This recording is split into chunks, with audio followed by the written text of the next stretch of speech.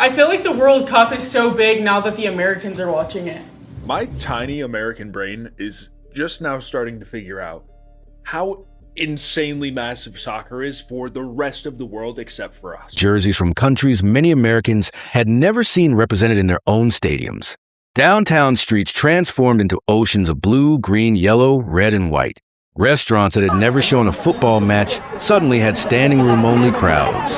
Fans traveled thousands of miles from Argentina, Morocco, Japan, Nigeria, England, Brazil, Portugal, not for a concert, not for the Super Bowl, not for the NBA Finals, but for 90 minutes of football. And for many Americans who had never followed the sport, it was the first time they realized something extraordinary was happening. This wasn't just another sporting event. It was a global migration. While America was preparing to host a tournament, the rest of the world was preparing for what many consider the greatest celebration in sports.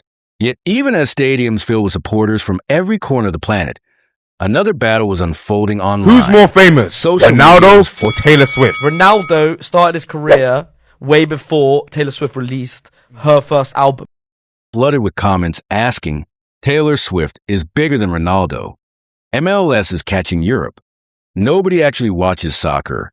The Super Bowl is still bigger. Some even compared Cristiano Ronaldo's influence to local MLS players. Others claimed America's soccer league was becoming more important than Europe's biggest competitions. At first, those comments seemed impossible.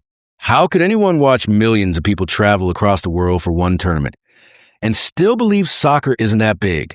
The answer has almost nothing to do with football. It has everything to do with the American sports economy. Because for over a century, the United States built the richest domestic sports industry in history. But while America was looking inward, football quietly became the world's biggest business. And once you follow the money, you'll understand why one football player can command more global attention than almost any athlete, and why the World Cup is playing an entirely different game from every other sporting event on Earth. The biggest sports bubble ever created. If you grew up in the United States, it's actually easy to understand why this happened.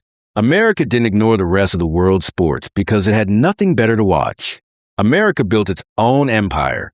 For over 100 years, the country created some of the richest sports leagues in human history.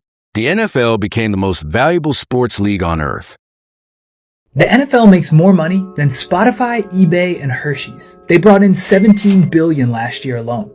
The NBA transformed basketball into a global entertainment brand. Major League Baseball became an American tradition. College football regularly fills stadiums with more than 100,000 fans. For an American sports fan, this is normal. Every weekend, television is dominated by domestic leagues. Sports talk shows spend hours debating the NFL. News headlines follow the NBA. Baseball has its own dedicated audience. And during the Super Bowl, it feels like the entire country stops. When that's the environment you grow up in, it's easy to believe those leagues are also the center of the sporting world.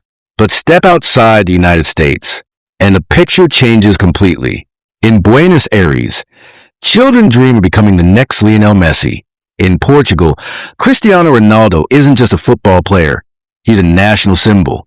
In Nigeria, England, Morocco, Brazil, Indonesia, India, Egypt, and hundreds of other communities across the globe, football isn't just watched. It's woven into everyday life. The biggest stars aren't NFL quarterbacks. They aren't NBA legends. They're footballers. And that's where one of the biggest misunderstandings begins. Many Americans measure a sport by how popular it is inside America. The rest of the world measures football by something entirely different. How many countries play it? How many people watch it? How many governments invest in it? How many billions of dollars it generates? How many lives it touches? Those are two completely different measuring sticks. Then came the World Cup. For many Americans who had never experienced it before, this wasn't just another tournament. It was a glimpse into a world they rarely see.